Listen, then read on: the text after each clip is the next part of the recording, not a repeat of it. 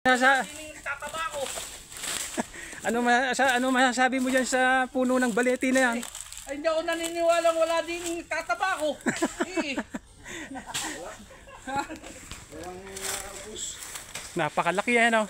Baging pa lang yan, oh. Oo. Oh, baging pa lang yan, oh. Oh, kalaki. Ay, ang ganda nga naman. Ayun, yung pinakapuno, oh. Ano pa magiging kaibigan natin yung mga nagtataba? Yan, kaibigan. Al taas, oh. Tayo na magkakasama ngayon. Katataas. Kaibigan, ay dalawa pa, tatlo pa. Oo, tatlo nga yung ano yan. Andun yung isa, oh. Baka hindi na rin ko ipaputol din. Ay, huwag na nga. Tapos, eto yung isa. Oo, para maging Napakalaki, oh. ay, tin eh. Bakit? Hindi lang isang daan taon. Natural. Hindi lang yan.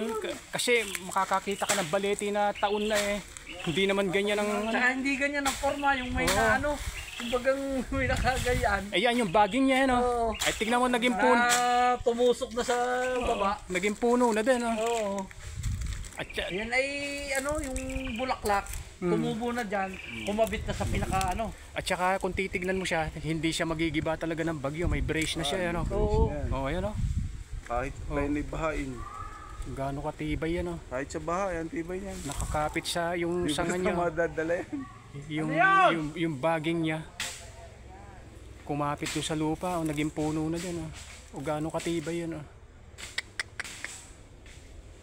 Nandito pala sa Pagbilao, yung pinakamalaking balete. Libre po ang entrance dito pagka pupunta kayo dito. Bibisitahin nyo dito po sa Pagbilao, Quezon. Yung pinakamalaking balete sa Pilipinas.